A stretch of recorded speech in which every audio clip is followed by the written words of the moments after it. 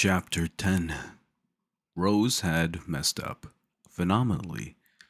There was a reason she had kept mostly away from alcohol. Fuck. I'm gonna start again. Chapter 10. Rose had messed up. Phenomenally. There was a reason she had kept mostly away from alcohol the last couple of years, or at least had ensured she didn't drink as indulgently as she had yesterday.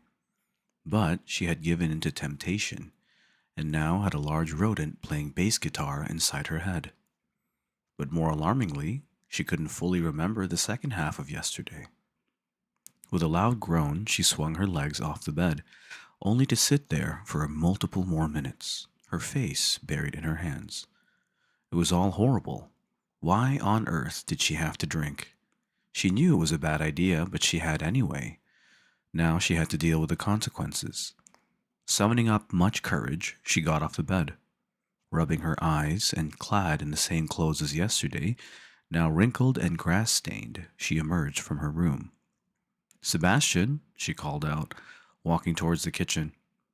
As anticipated, he was there, back in his little apron. "Morning, lightweight," he grinned, walking towards her. "How bad is it?"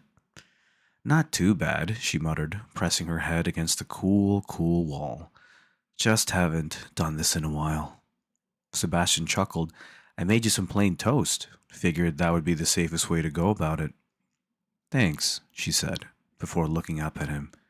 Did I say anything too embarrassing? Let me think." Sebastian theatrically scratched his chin, making quite the show of recollecting. "Sebastian? Okay, he grinned. "Let's see. You ran after a bunny, failed at catching it. You tried to con me into buying you a blue bunny, not that I'd know where to acquire one. You talked about butterflies for like most of the car ride.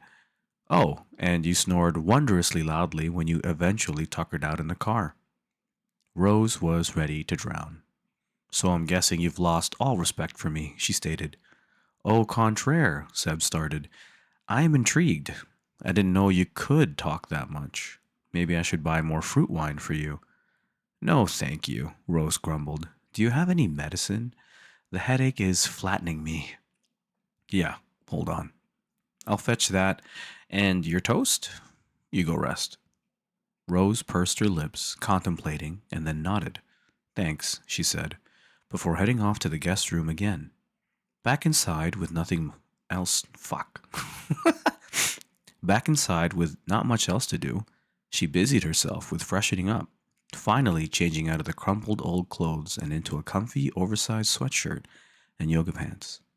Hair up in a bun and all cozied up under her blanket, Rose was all ready to waste the day away, nursing her headache. But the day had other plans. Sebastian's knocks were louder than usual, and on entering, he seemed much more frazzled than Rose had ever seen him before. Immediately, she sat up. "What's wrong?" Sebastian stood frowning for a while before setting down her tray of food and medicine. "I just got a call from Dad." Rose's alarm grew. "Is everything okay?" "Yeah, I mean, health-wise, yes. But also, no. Because this idiot people... Oh, fuck. But also, no, because these idiot people are announcing a new hotel chain. In 5 days. 5 days, Rose." Sebastian plopped down on the bed, looking all sorts of angry and frustrated. "By idiot people, do you mean," she trailed off, Yes. My parents, and yours as well. The four of them figured our reception would have so many people coming already, they might as well launch their new hotel line." "Ah," Rose said, trying not to smile. "It's not funny, Rose. I mean, they had been talking about the joint hotel venture for a while, right? This was bound to happen sometime soon. Heck, our wedding was probably an act of one of the launch." "No, but..." Sebastian raked his hands through his hair. "You don't get it. We aren't ready. The plans aren't finalized. The venue is all set for a wedding reception, not a hotel launch. There's no time..." "Okay, firstly," Rose cut in, placing the tips of her fingers on his knee. "I do get it, and I also get that we have 5 whole days we'll plan. We'll call in favors. We have enough time to do this thing." Sebastian looked at her. Doubtful. I've done more and less, Rose said, jumping off the bed. Hangover seemingly forgotten. Now, can I get access to your workroom? I have an idea. Rose didn't take much time to soak in the artfully curated workroom. She made a beeline for the large mahogany desk and plopped down on the cushy chair. Okay, so, the hotels don't need to be ready in 5 days. We just need to capture the essence, sell the experience, give them a hint of what's to come. Rose had a glimmer in her eyes as she grabbed a notepad and a pen off the desk. Sebastian, much less enthused, sat down on a chair facing her across the table. You're talking in taglines, he noted glumly. Shush. So do our parents. Do you have any specific ideas for the... Ugh, Jesus. Shush. So do our... Shush. So, do our parents have any specific ideas for the hotel? Nope. Dad just called me and told me to handle it. I don't even know where it begins. Okay. Seb. This is easy, Rose said, tapping her uncapped pen away on the notepad, leaving a trail of little blue dots across the cream paper. The current theme for the reception is, what, Winter Wonderland or something? Yes, Seb nodded, because winter. Extremely creative, I must say, she said, before excitedly dragging the pen across the paper. So we change that. Just a little. Make it more red. Fill it with roses. Make it as overtly romantic as possible. The hotel chain is essentially symbolizing both our families merging, right? Instead of making it all seem business, make it about, well, love. Rose looked at him expectantly. Sebastian's frown seemed to melt a little, which Rose took as a sign enough to continue. We, the Beaumonts, that is, already have a corporate hotel chain. You have your family restaurants and beach resorts. I think this venture should be about romance. Catered specifically to couples, Sebastian said slowly, the anxiety fading ever so slightly from his face. Exactly.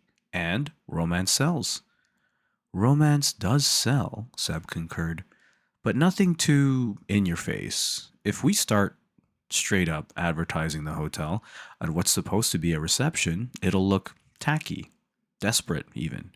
We need to find a way to incorporate it more subtly. Rose paused, brows furrowed in thought. A gift, Seb piped up, sitting up straight. Thanks, Seb, but I haven't saved our collective asses yet. Maybe after the launch. No, I meant I could give you the hotel as a gift. Present it as our first project together. Something I'm giving to you as a surprise. Rose's eyes were two well-polished emeralds, glistening with excitement. That's perfect. We can tip off paps and journalists, maybe even give them an entire time slot to interview us. Wow. That's perfect. We can tip off paps and journalists, maybe give them an entire time slot to interview us, which is when you can't surprise me. This might actually work. No shit, she grinned. It will. Now, we should start detailing the layout. We may not need a full blueprint, but we need to have a decent idea about what the hotels might entail. Sprinkle it in conversation, hint at it on social media, get people talking. Yes, ma'am, Sebastian stood up, going across the room to fetch some papers. I have some of the preliminary budget plans and acquired land. This will be so much fun, Rose sighed dreamily, before ripping off the doodled-on piece of paper. She was about to toss it into the paper bin when Sebastian's hand shot forward. Oh no, he said, rescuing the paper from her fingers. You're not throwing this. This is getting framed.